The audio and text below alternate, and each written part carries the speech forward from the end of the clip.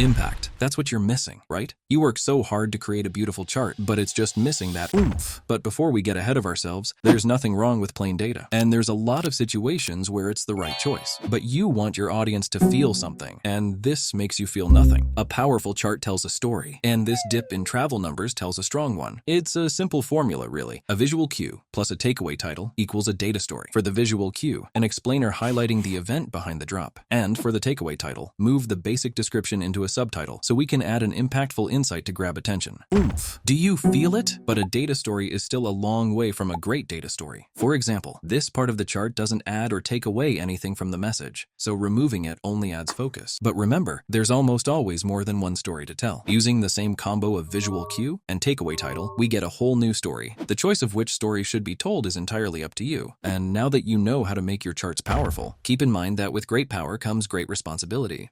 Or so I'm told.